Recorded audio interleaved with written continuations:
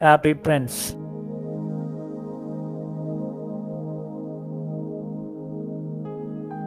High above the city, on a tall column, stood the statue of the Happy Prince.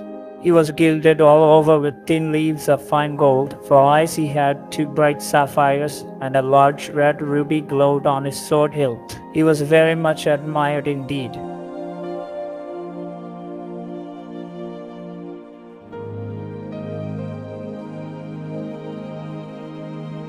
He is as beautiful as a weathercock, Remarked one of the town councillors who wished to gain a reputation for having artistic tastes. only not quite so useful.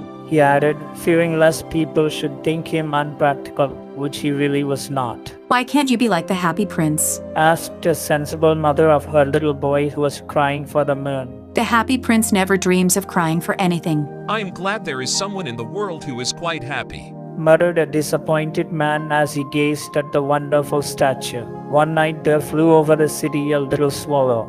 His friends had gone away to Egypt 6 weeks before, but he had stayed behind. All day long he flew, and at night time he arrived at the city.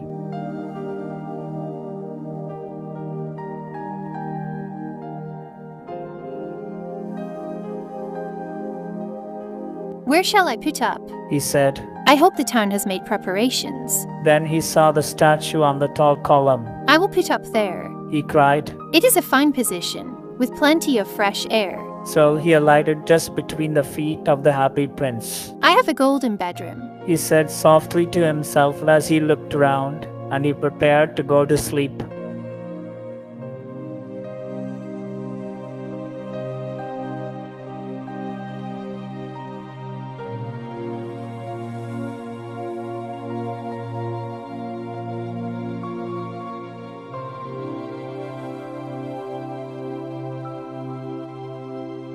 But just as he was putting his head under his wing, a large drop of water fell on him. What a curious thing. He cried. There is not a single cloud in the sky. The stars are quite clear and bright, and yet it is raining. Then another drop fell. What is the use of a statue if it cannot keep the rain off? He said, I must look for a good chimney pot. and he determined to fly away. But before he had opened his wings, a third drop fell, and he looked up and saw. What did he see? The eyes of the Happy Prince were filled with tears, and tears were running down his golden cheeks.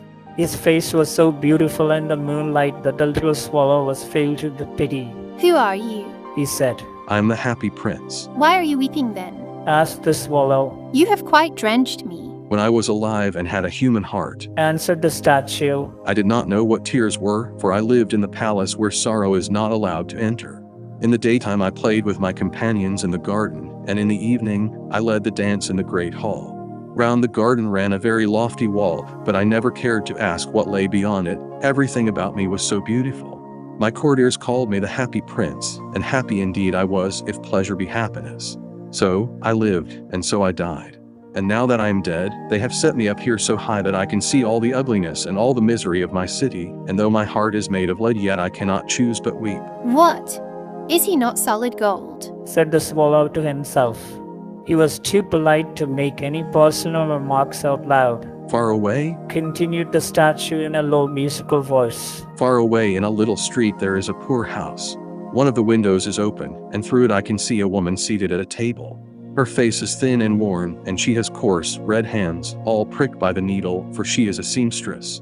She is embroidering passion flowers on a satin gown for the queen. In a bed in the corner of the room her little boy is lying ill. He has a fever and is asking for oranges. His mother has nothing to give him but river water, so he is crying. Swallow, swallow, little swallow, will you not bring her the ruby out of my sword hilt?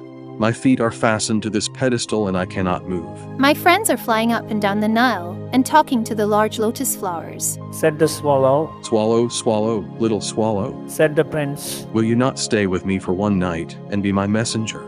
The boy is so thirsty and the mother so sad. I don't think I like boys. Answered the swallow. Last summer, when I was staying on the river, there were 2 rude boys, the miller's sons, who were always throwing stones at me. They never hit me, of course. We swallows fly far too well for that, and besides, I come of a family famous for its agility.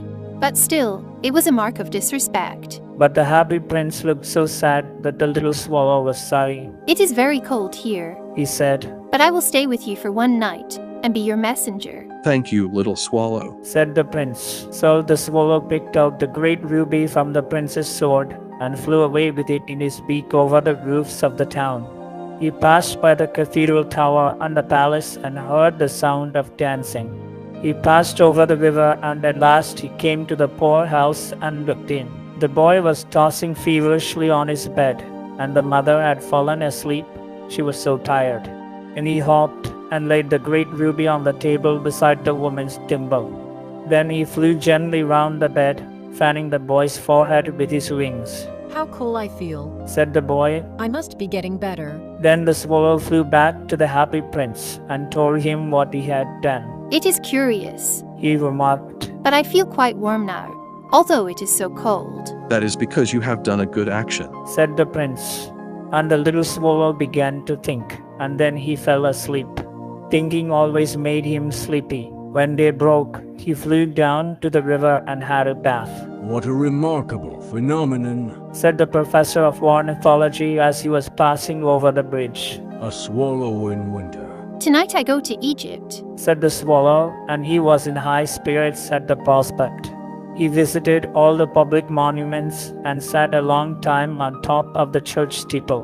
Wherever he went, the sparrows chirped, so he enjoyed himself very much. When the moon rose, he flew back to the happy prince. Can I do anything for you in Egypt? He cried. I am just starting. Swallow, swallow, little swallow. Said the prince. Will you not stay with me one night longer? I am waited for in Egypt. Answered the swallow. Swallow, swallow, little swallow. Said the prince. Far away across the city I see a young man in a garret. He is leaning over a desk covered with papers, and in a tumbler by his side there is a bunch of withered violets. He is trying to finish a play, but he is too cold to write anymore. There is no fire in the grate, and hunger has made him faint. I will wait with you one night longer. Said the swallow, who really had a good heart. Shall I take him another ruby? Alas, I have no ruby now. Said the prince. My eyes are all that I have left. They are made of rare sapphires, which were brought out of India 1,000 years ago. Pluck out one of them and take it to him. He will sell it to the jeweler and buy food and firewood and finish his play. Dear prince, Said the swallow, I cannot do that. and he began to weep. Swallow, swallow, little swallow. Said the prince. Do as I command you. So the swallow plucked out the prince's eye and flew away to the student's garret. It was easy enough to get in, as there was a hole in the roof. Through this he darted and came into the room. The young man had his head buried in his hands, so he did not hear the flutter of the bird's wings, and when he looked up, he found a beautiful sapphire lying on the withered violets. I am beginning to be appreciated. He cried, This is from some great admirer. Now I can finish my play. and he looked quite happy. The next day the swallow flew down to the harbor. He sat on the mast of a large vessel and watched the sailors hauling big chests out of the hold with ropes. I am going to Egypt. Cried the swallow, but nobody minded, and when the moon rose, he flew back to the happy prince. I am come to bid you goodbye. He cried. Swallow, swallow, little swallow. Said the prince. Will you not stay with me one night longer? It is winter, Answered the swallow. and the chill snow will soon be here. In Egypt the sun is warm on the green palm trees. Dear prince, I must leave you, but I will never forget you. And next spring I will bring you back 2 beautiful jewels in place of those you have given away. The ruby shall be redder than a red rose, and the sapphire shall be as blue as the great sea. In the square below, Said the happy prince. there stands a little match girl. She has let her matches fall in the gutter, and they are all spoiled. Her father will beat her if she does not bring home some money, and she is crying. She has no shoes or stockings, and her little head is bare. Pluck out my other eye and give it to her, and her father will not beat her. I will stay with you one night longer, Said the swallow. but I cannot pluck out your eye. You would be quite blind then. Swallow, swallow, little swallow. Said the prince. Do as I command you. So he plucked out the prince's other eye and darted down with it. He swooped past the match girl and slipped the jewel into the palm of her hand. What a lovely bit of glass. Cried the little girl, and she ran home, laughing. Then the swallow came back to the prince. You are blind now. he said. So I will stay with you always. No, little swallow. Said the poor prince. You must go away to Egypt. I will stay with you always. Said the swallow, and he slept at the prince's feet. All the next day he sat on the prince's shoulder and told him stories of what he had seen in strange lands. Dear little swallow, Said the prince. you tell me of marvelous things, but more marvelous than anything is the suffering of men and of women. There is no mystery so great as misery. Fly over my city, little swallow, and tell me what you see there. So the swallow flew over the great city and saw the rich making merry in their beautiful houses, while the beggars were sitting at the gates. He flew into dark lanes and saw the white faces of starving children looking out listlessly at the black streets. Under the archway of a bridge, 2 little boys were lying in one another's arms to try and keep themselves warm. How hungry we are. They said. You must not lie here. Shouted the watchman, and they wandered out into the rain. Then he flew back and told the prince what he had seen.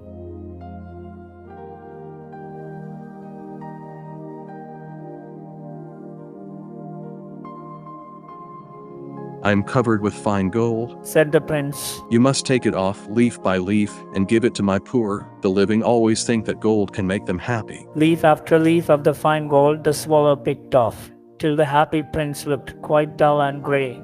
Leaf after leaf of the fine gold he brought to the poor, and the children's faces grew rosier, and they laughed and played games in the street. We have bread now. They cried. Then the snow came. The streets looked as if they were made of silver. They were so bright and glistening.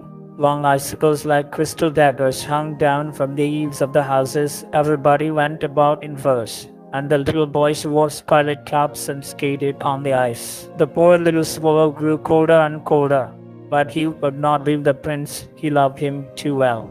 He picked up crumbs outside the baker's door when the baker was not looking and tried to keep himself warm by flapping his wings. But at last he knew that he was going to die. He had just strength to fly up to the prince's shoulder once more. Goodbye, dear prince. He murmured. Will you let me kiss your hand? I'm glad that you are going to Egypt at last, little swallow. Said the prince. You have stayed too long here, but you must kiss me on the lips, for I love you. It is not to Egypt that I am going. Said the swallow. I'm going to the house of death. Death is the brother of sleep, is he not? And he kissed the happy prince on the lips and fell down dead at his feet.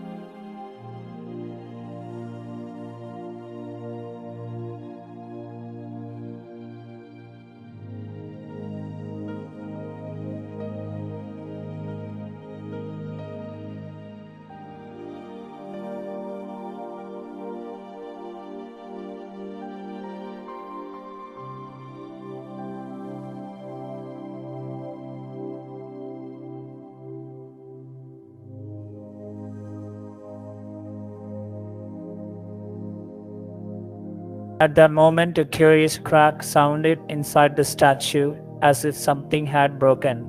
The fact is that the leaden heart had snapped right in two. It certainly was a dreadfully hard frost. Early the next morning, the mayor was walking in the square below in company with the town councillors. As they passed the column, he looked up at the statue. Dear me, how shabby the happy prince looks, he said. How shabby indeed, cried the town councillors, who always agreed with the mayor, and they went up to look at it. The ruby has fallen out of his sword, his eyes are gone, and he is golden no longer, said the mayor. In fact, he is little better than a beggar. little better than a beggar, said the town councillors. And here is actually a dead bird at his feet, continued the mayor. We must really issue a proclamation that birds are not to be allowed to die here. And the town clerk made a note of the suggestion. So they pulled down the statue of the happy prince. As he is no longer beautiful, he is no longer useful, said the art professor at the university. Then they melted the statue in a furnace. What a strange thing, said the overseer of the workmen at the foundry. This broken lead heart will not melt in the furnace. We must throw it away. So they threw it on a dust heap where the dead swallow was also lying. Bring me the 2 most precious things in the city, said God to one of his angels. And the angel brought him the leaden heart and the dead bird. You have rightly chosen, said God. For in my garden of paradise this little bird shall sing forevermore, and in my city of gold the happy prince shall praise me.